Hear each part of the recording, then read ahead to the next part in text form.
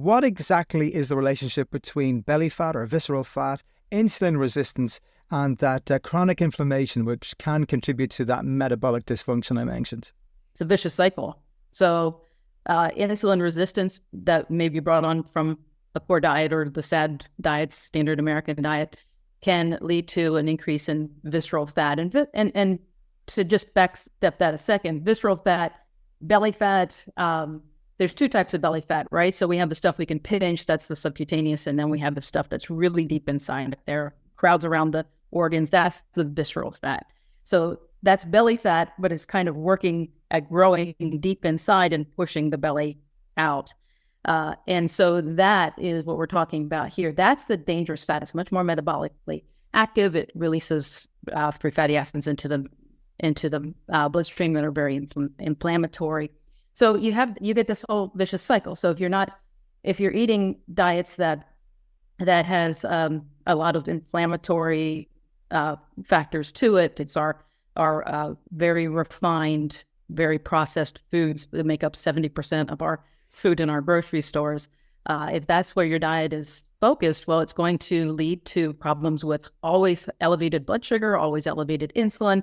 That creates a situation that's open for insulin resistance, which is kind of a precursor to diabetes. That also is going to encourage that deeper fat to be put into place. Well, now you have more deep fat, now you have more visceral fat. It's also going to its pro-inflammatory factors that are getting released into your body. So it really starts with the diet and then picks up momentum and just carries itself out into a more and more destructive loop. In ever decreasing circles, as they say. Yeah, I noticed on one of your videos you spoke about the fundamental elements, the 3 E's of weight loss. Can you give us a rundown on this? Because I just thought this was so fun the way you described it and just so succinct as well. This is a cornerstone of everything I teach, and probably a lot of what you do too, as far as getting habits formed, right? So it's the 3 E's, and I'll back up to kind of how this all got started. Years ago, I took a job as a freelance science writer. We would create scripts for videos that would be educational videos for all the way from grade school up through college students. And one of the things that I was tasked to present was why we don't comply with everyday health factors that we know are beneficial to us, right? So these are things like don't smoke, adequate exercise, eat a nutritious, balanced diet, get plenty of sleep, right? We all know these things are good for us. We've learned that when we were in second grade. But the problem was no one was complying. No one would follow through. So there was, through my research, I came across this symposium of doctors that were trying to figure out this exact problem. Why, when we all know what to do, basically, do we not do it? And what they came up with was that it's actually not that we don't know what to do, it's that we know too much. It's all of this information overload. And everybody can relate to this. You jump in your car, you get the health minute that says, eat more fruit, right? And then you get to work and you're talking with a coworker and they say, well, the worst thing that you can do is eat too much fruit, right? And so then you go to Dr. Google and you put in, should I be eating fruit? Well, you get the same contrary information. Yes, no. So we end up with information overload. We just basically throw our hands up in the air and we go, you know what? Let's call the pizza guy. We'll deal with this problem tomorrow. So I bring that up with my 3 E's because of this. That symposium by those doctors, they not only came up with what the problem was, they also came up with what the solution was. And they found that people that do stick with healthy lifestyle and create a lifetime improvement in their health have 3 factors in common. First, they follow a pretty simple plan, right?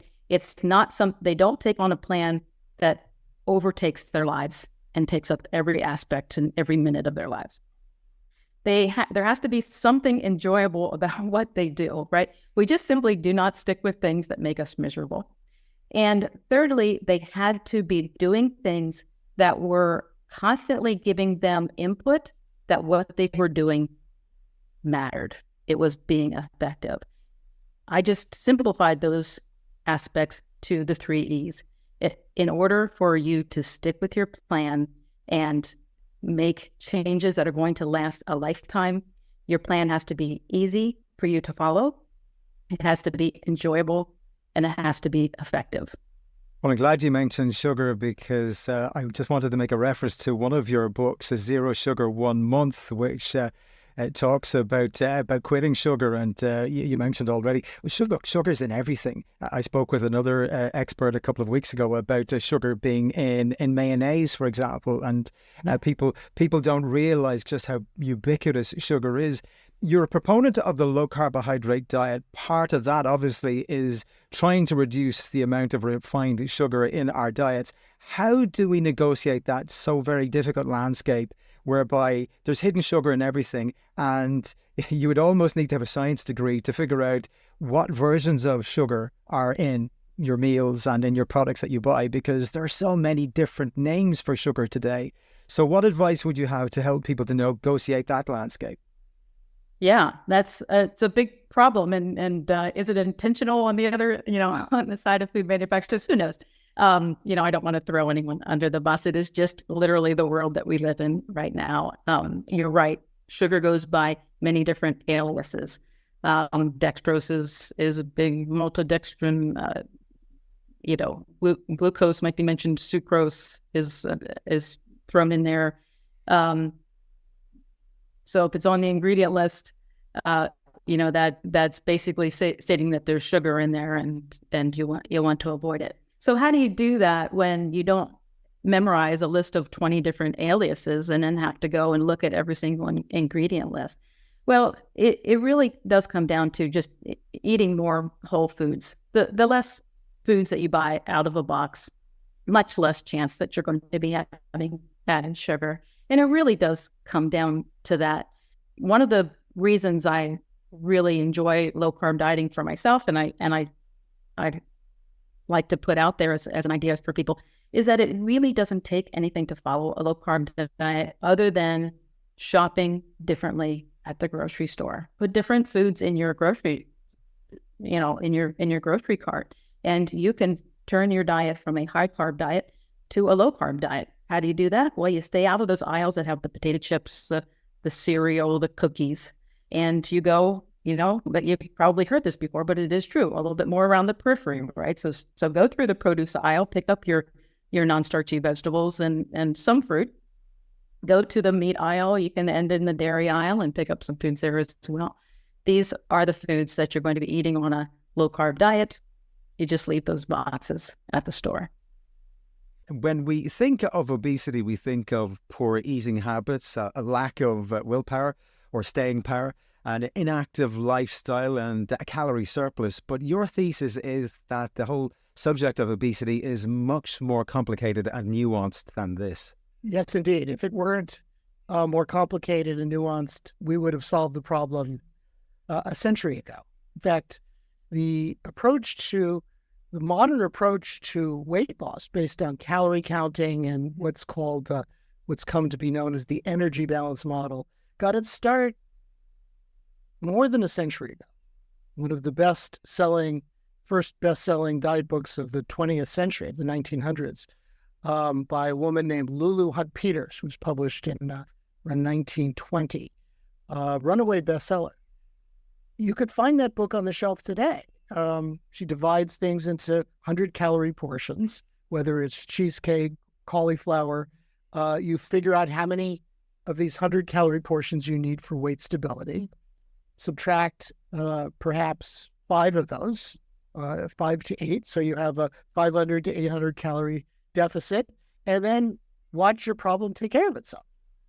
Of course, over the short term, low calorie and what evolved into low fat diets, they'll work.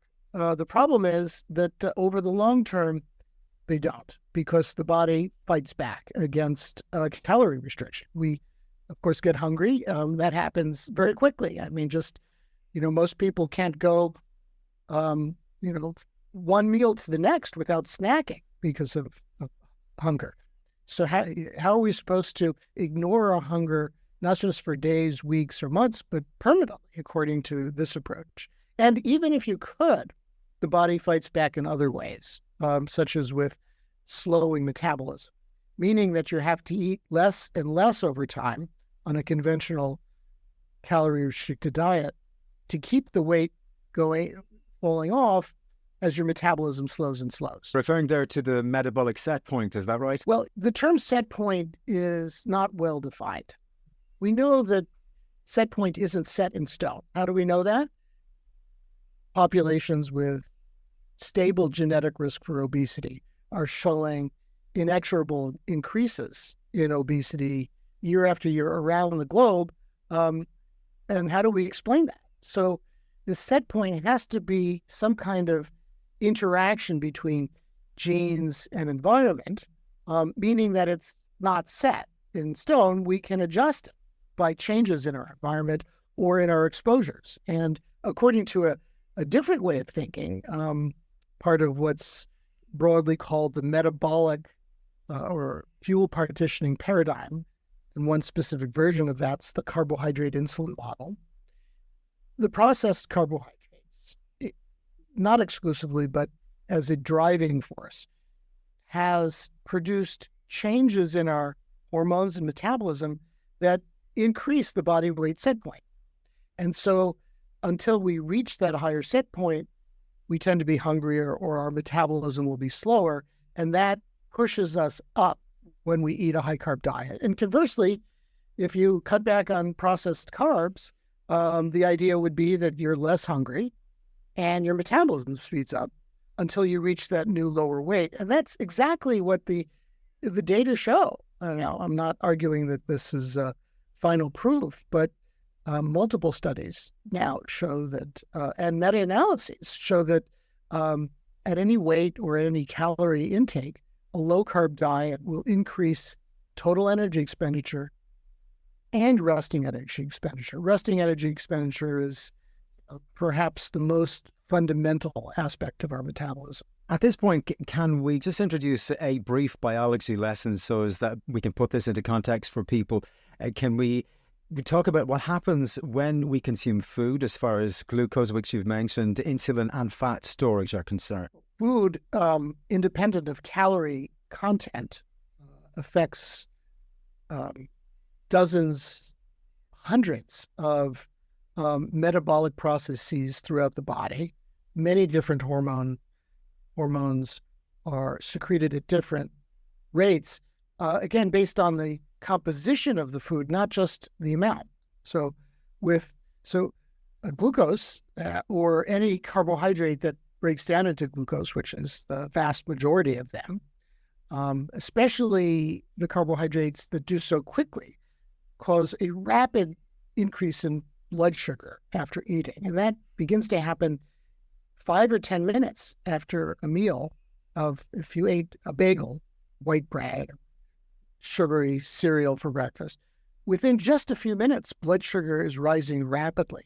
And that causes, of course, excessive insulin secretion, but it affects many other hormones as well. The gut incretins, one of the incretins that has come to attention is GLP-1, which is the basis for these new exciting weight loss drugs. High-carb diets tend to suppress GLP-1, which would not be a good thing. And these hormones and others as well, in turn, affect the expression of hundreds or thousands of genes throughout the body in different ways.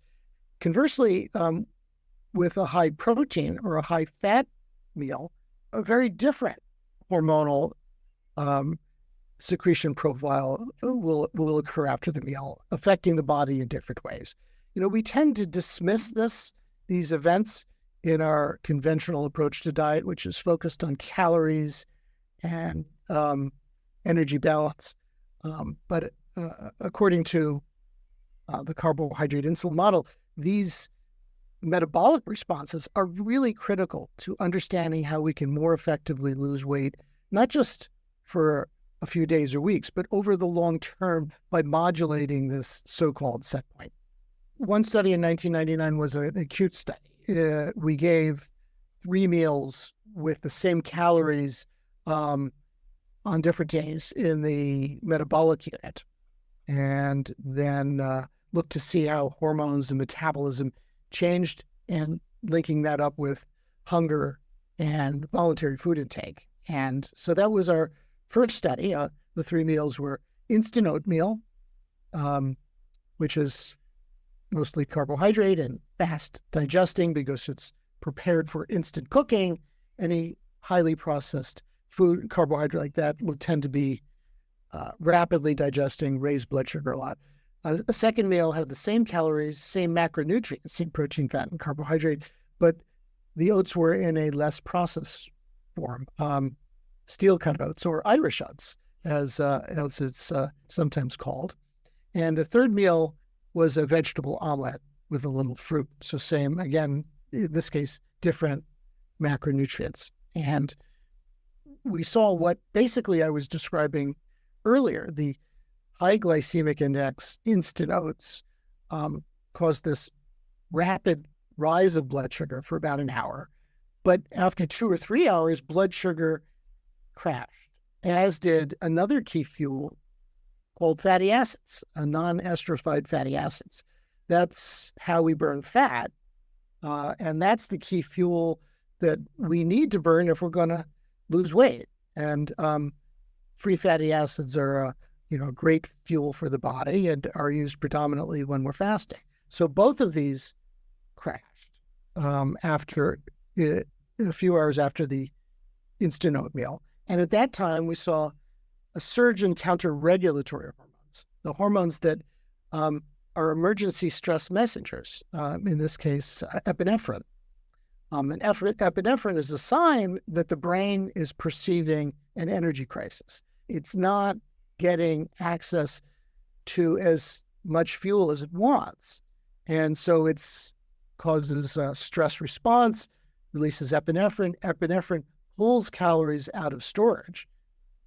But also, at that time, we're likely to feel excessively hungry because hunger is a very quick way that the trick that the brain uses to get us to eat. And most people have been eating high carbohydrate diets. That's what we've been recommending for decades in our policymakers, and a low-fat, high carbohydrate diet, which, by the way, never had any robust science behind it, but it seemed like the right thing to do at the time. It's just really lousy science. And I actually taught that too. So the first thing I do in my book is apologize for teaching the wrong stuff and not checking the primary science. So yeah, it takes a couple of weeks. And I think I have a guitar in the background, which I play terribly. But when you start playing guitar, you don't have the calluses on your fingers from fretting. But over a period of weeks, you'll develop those because you're stimulating the production of protein, keratin. So the enzymes that you require to produce and metabolize ketones take a while to get going. And so for most people, it's a couple of weeks, typically. And then you'll reach that state of nutritional ketosis, and then you can maintain that as long as you'd like. Okay, so what then are the benefits that are conferred upon healthy individuals if they ascribe to this ketogenic diet? I want to talk about healthy individuals, first of all. Sure. Well, there's 2 ways we approach this. What we believe is that a ketogenic diet is a natural human diet. It's how we evolved. There's no cornflakes and bagels and potatoes around as we evolved as a human species. So going back to that natural state does take some time and some effort. And what you need to do is really establish new habits. So I love the name of your show. It's just establish new habits. Most people eat kind of the same meals. Fridays is whatever day and Saturdays is whatever day. So you just need to swap out the potatoes, rice, pasta, bread, that sort of thing. And then you're adding in more fat because there's only 3 macronutrients: fats, lipids or fats, and then carbohydrates and proteins. And probably 25 to 35% is the maximum protein. So then you're swapping out this high carbohydrate diet and swapping in good fats. And that includes saturated fats, by the way. There's never been any evidence to suggest that saturated fats any good evidence. There's been lots of suggestion, but it's never been demonstrated that saturated fats relate to cardiovascular disease. Cardiovascular disease is an inflammatory condition, which actually relates more to high sugar consumption than fats at all. I'm not sure if that answered your question exactly, but it seemed like the way to go. I think people that are interested in adopting a ketogenic diet need to understand that it's not a short-term calorie-restricted diet. It's intended to be a lifestyle change, so you need to develop these new eating habits. And when you do, if you're a healthy individual, what it will help you do is maintain that optimal health, maintain that level of good metabolic health. Maybe we want to define that. And that will help prevent chronic disease, because most chronic disease is kind of self-inflicted. So when we're talking about chronic disease, we're talking about cardiovascular disease, cancer, diabetes, Alzheimer's, some others. And they tend to be self-inflicted due to lifestyle. And by far the most important lifestyle element, the most important lifestyle choice you make every day is what's on the end of your fork. Food has more impact on your overall health than alcohol, than drug abuse, than sedentary behavior, lack of exercise, all combined. That was a 2017 study in Lancet. So it's really important whether you are healthy now or not. And you talk about a healthy person, what we want to do is keep that health span carrying on as long as possible. We're not really thinking about lifespan. It's more staying as healthy as you can, because right now with all these sexy interventions, we can take people that are quite unhealthy in middle age and keep them alive for 30 more years, but it's not very high quality of life. They're not healthy individuals. So if you look at the United States, for example, because we have good data from them, I think it's probably similar in Ireland and in Europe, but about 78% of Americans right now are either overweight or obese. So that already defines them as unhealthy metabolically if they're overweight or obese. Now, there'll be other factors that add into that, which is like blood pressure and blood lipids and blood sugar and so on. But most of the population is already unhealthy. They may not have realized the consequences of that unhealthy lifestyle, because those things tend to build up over a period of like a decade or 2 decades. And then you start to see these chronic diseases appear. And to me, they're all a product of the same root cause, which is poor metabolic health. And they manifest as diabetes, or they manifest as heart disease or cancer. And all of those, tend to be comorbidities. So they all happen together. And you kind of feel like your body's falling apart because you're suddenly, all these things are getting out of whack.